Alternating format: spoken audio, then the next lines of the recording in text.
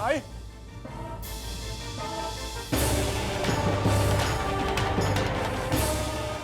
आई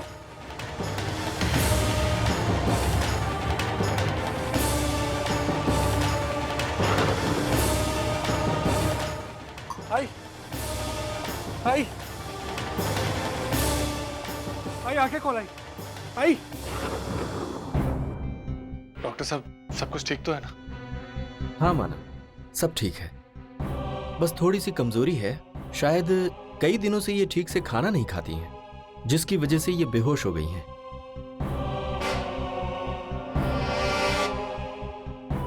मैं ये कुछ विटामिन लिख रहा हूं, आप आज से ही शुरू कर दीजिए। बस आप इनका अच्छे से ख्याल रखिए और इन्हें आराम करने दीजिए। जरूरत से ज्यादा स्ट्रेस इन्हें फिर से मुश्किल में डाल देगा। मैं इन्हें इंजेक्शन दे देता हूं, इससे बहुत जल्द ये होश में आ जाएंगे।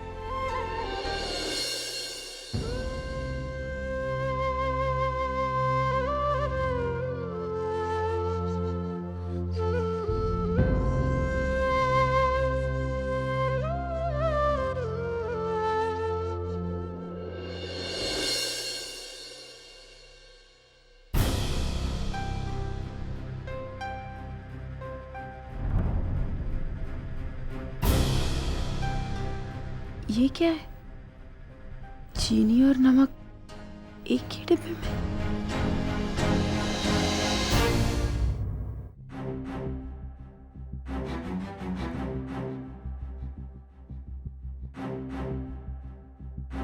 मानव, ये देखिए, इसमें शक्कर और नमक दोनों एक साथ रखे हो। मानव, अंदर ऐसे बहुत सारे डिब्बे हैं जिसमें पता नहीं कितनी सारी चीजें मिक्स करके रखी है आई ने। आई से कभी ऐसा होता नहीं, पता नहीं अचानक। पिछले कुछ दिनों से मैं भी ये देख रहा हूँ। अरे हर चीज वो भूलती जा रही है। कभी पानी भरना भूल जाती है तो कभी खाना बनाना भूल जाती है। कभी खाना बनाया भी तो एक में नमक है ही नहीं और दूसरे में नमक इतना डालती है।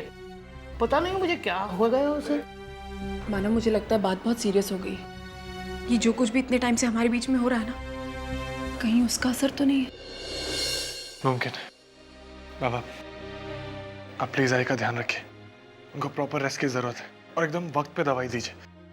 और कुछ भी प्रॉब्लम हो तो मुझे फोन करिए। मानव, बाबा तो है ख्याल रखने के, लेकिन मुझे लगता है आपको भी। नहीं, मुमकिन नहीं, इस वक्त मुमकिन नहीं। देखो अर्चना, मैं भी आई के साथ रहना चाहता हूँ, उनकी सेवा करना चाहता हूँ, लेकिन अगर मैंने ऐसा किया ना तो उनकी जिद पूरी हो जाएगी। उनको लगेगा कि जो गलती कर रही है वो बिल्कुल ठीक है, और मैं जाने जाने में ऐसा करना नहीं चाहता।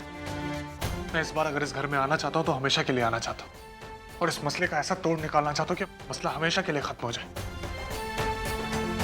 मैं आई को उनका बेटा देना चाहता हूँ बाबा, लेकिन उनकी बहू के साथ। अब कहिए मैं गलत कह रहा हूँ?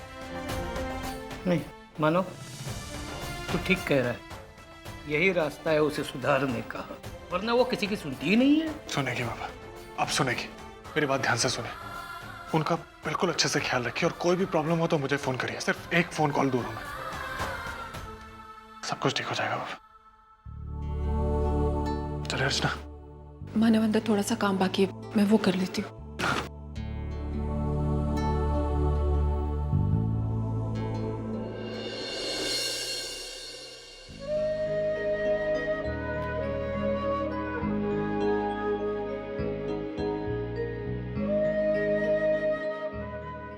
सॉरी आई, लेकिन मुझे ये करना पड़ रहा है। तकलीफ तो बहुत हो रही है, लेकिन सहनी पड़ेगी। तेरी खातिर, मेरी खातिर, हम दोनों के रिश्ते की खातिर।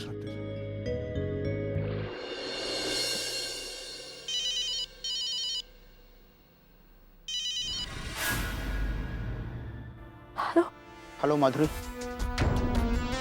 मैं जा रहा हूँ। जा रहा हूँ मतलब?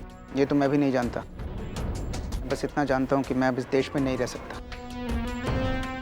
कम से कम कुछ दिनों के लिए मैं सबकी नज़रों से दूर जाना चाहता हूँ। जिस भी फ्लाइट में टिकट मिलेगा मैं लेकर चला जाऊँगा। ठीक है, जैसा आपको सही लगे, बस अपना ध्यान रखिएगा। तुम भी अपना ख्याल रखना। हाँ, वरुण के इलाज में किसी किस्म की कोई लापरवाही मत आने देना। मैंने तुम्हारे पास क्रेडिट कार्ड छोड़ा है, उसमें लाखों का क्रेडिट है। और तुम चिंता मत करना, मैं पैसे ट्रांसफ़र करता रहूँगा। ये सब आपको कहने की ज़रूरत नहीं है धर्मेश। मैं जानती हूँ आप अपनी जिम्मेदारी से कभी नहीं चूकेंगे। अच्छा एक बात और, कोई भी आकर अगर तुमसे मेरे बारे में पूछे तो कह देना कि तुम्हें नहीं पता मैं कहाँ हूँ। ठीक है। अब मैं रखता हूँ, तो मैं फ़ोन करता रहूँगा। ठीक है।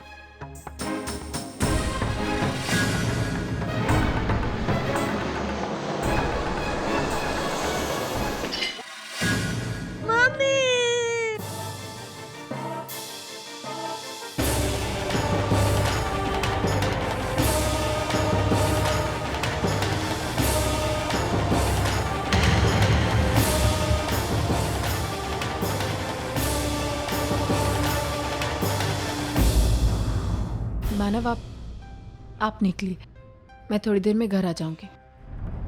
ठीक है, मैं दुकान के लिए निकलता हूँ। और हाँ, मुझे काम के सिलसिले में अंधेरी जाना पड़ रहा है, तो रात को खाना मत बनाना। मैं जब आऊँगा ना तो फिर बाहर जाके खाएंगे, ठीक है?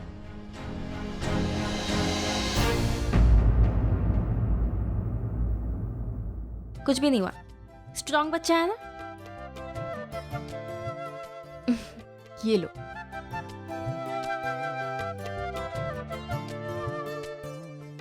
चलो जाके खेलो।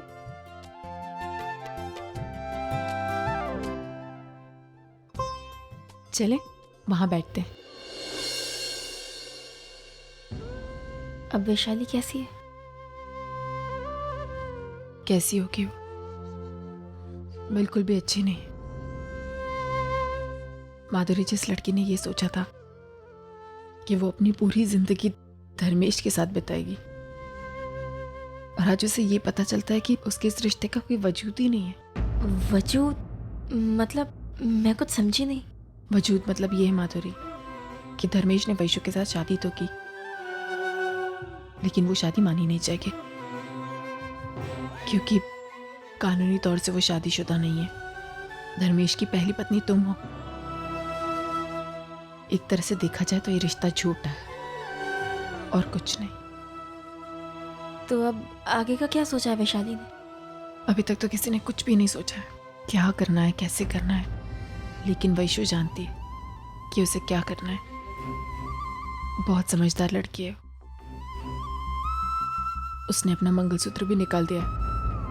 वो अब अपनी जिंदगी अपने मुताबिक जीना चाहती, और जैसा वो चाहेगी वैसा ही हम लोग उसका साथ देंगे। ये सब प्रॉब्लम्स मेरी वजह से। आज मेरी गलतियों की सजा उस बेचारी को भुगतनी पड़ रही। काश कि मैं उसकी कोई मदद कर पाती, लेकिन मुझे पता है वो मुझसे कोई मदद नहीं लेगी। मैं उसकी गुनहगार हूं ना। माधुरी, तुम प्लीज अपने आप को कोई दोष मत दो। धर्मेश ने वैशु के साथ गलत किया है, लेकिन उसने तुम्हारे साथ भी गलत किया है। वैशु के पास आज बहुत सारे लोग हैं जिनके साथ वो अपना दुख दर्द बांट सकती है, जिनके साथ वो बैठकर रो सकती है, अपने मन को हल्का कर सकती है। लेकिन तुम्हारे पास कोई नहीं है। एक बात कहूं माधुरी, अगर कभी भी तुम्हें ऐसा लगे कि तुम्हें कोई बात शेयर करनी है, तुम बेझिझक मेरे पास आ सकते हो। मेरे घर के दरवाजे तुम्हारे लिए हमेशा खुले हैं। वैशु की बहन होने के नाते नहीं, मेरी सहेली होने के नाते तुम मुझसे हर चीज शेयर कर सकते हो। इतना सब कुछ हो जाने के बाद भी तुम वाकई में मैंने अपनी जिंदगी में कुछ बहुत अच्छे कर्म किए, जिसकी वजह से पापा ने मुझे तुमसे मिलवाया। Thank you Archana.